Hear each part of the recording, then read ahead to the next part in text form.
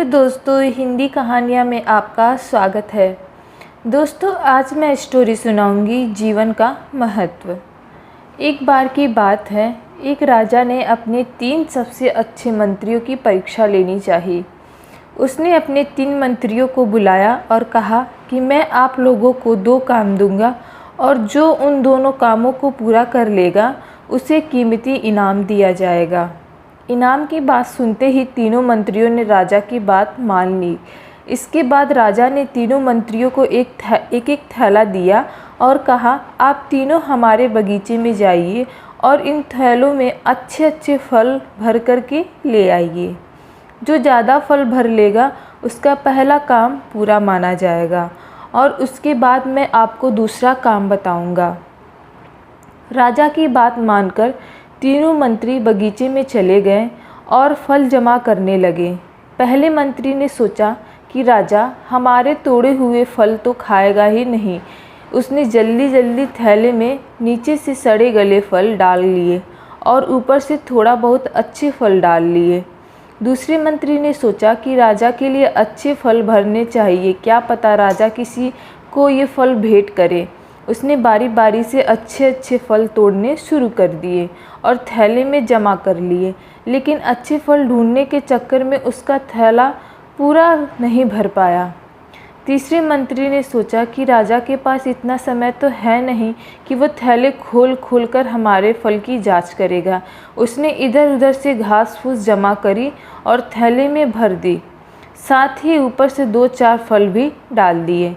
घास फूस की वजह से उसका थैला पूरा भर गया। अगली सुबह वो तीनों दरबार में पहुँचे। राजा ने तीनों के थैले बाहर से ही देखे, अंदर क्या है उसने कुछ पूछा भी नहीं। अब राजा ने उन्हें दूसरा काम देते हुए बोला, आप सभी को 15 दिनों के लिए दूर जेल में बंद किया जाएगा। वो 15 दिन आपको इन फलों के सहारे ही निकालने हैं और जो सही सलामत आएगा वो ये परीक्षा जीत जाएगा। तीनों को अलग अलग जेल में रखा गया। जेल के अंदर थोड़ा पानी पीने के अलावा कुछ नहीं था। खाने के लिए उनके पास थैले भरे उनके फल ही थे। पहला मंत्री, जिसने ऊपर से अच्छे फल भरे थे और नीचे से सड़े, वो कुछ दिन तक अच्छे फल खाते रहा और आराम से दिन निकलता गया। लेकिन बाद में जब उसे सड़े फल खाने पड़े तो वो बीमार हो गया। दूसरे मंत्री, जिसके थैले में कम और अच्छे फल थे, वो थोड़ा थोड़ा करके फल खाता गया और उसने सही सलामत अपने दिन निकाल लिए। तीसरा मंत्री, जिसके पास कुछ ही अच्छे फल थे और बाकी घास फूस, वो कुछ दिन ही तक जिंदा रहा और भूख की वजह से मर गया। 15 दिन बाद राजा अपने सैनिक के साथ वापस आया। दूसरे मंत्री ने अपनी परीक्षा पास कर ली थी और उसे उचित इनाम दे दिया गया। दोस्तों, इस कहानी से हमें यह शिक्षा मिलती है कि इस कहानी में जो थैला है वह हमारा जीवन है और जो जेल है वो हमारे जीवन के आखिरी दिन यानी कि हमारा बुढ़ापा है। इस समय में हम अपने जीवन के बगीचे में हैं। हम अपने जीवन को जिन चीज़ों से भरेंगे वह चीज़ें अंतिम समय में हमारे जीवन को अच्छा और बुरा बनाएंगी। अब आप खुद से पूछें कि आप इस जीवन के थैले में क्या भर रहे हैं।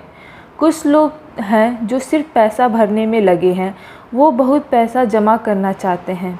उनके लिए वो ना परिवार पर ध्यान दे पाते हैं और ना ही अपने रिश्ते पर। जब उनका अंतिम समय आएगा तब उनके पास पैसा तो होगा, लेकिन अपना कहने वाला कोई नहीं होगा। कुछ हैं जो इस वक्त पैसा तो जमा कर रहे हैं, लेकिन साथ ही वो नशे की लत में भी पड़े हैं, जिससे उनका जीवन खराब होता जा रहा है। कुछ हैं जो कुछ करते ही नहीं, खाली रहते हैं, उनका जीवन का कोई उद्देश्य नहीं है। ऐसे लोगों का अंतिम समय भी दूसरे के भरोसे ही कटेगा। इसलिए ज़रूरी है कि इस जीवन के थैले में आप वो चीज़ भरें जो ज़िंदगी में ज़्यादा ज़रूरी है। थोड़ा पैसे, थोड़े रिश्ते, थोड़ा नाम, थोड़ा दोस्त और कुछ अपने, क्योंकि यही वो चीज़ें हैं जो अपने जीवन के अंतिम समय को बेहतर बनाएंगी। यही वो चीज़ें हैं जिनसे जीवन का महत्व है, वरना इस दुनिया में कितने आए और कितने निकल गए। दोस्तों, इस कहानी से आपको क्या मोटिवेशन मिलता है, हमें कमेंट बॉक्स में ज़रूर बताएं। धन्यवाद।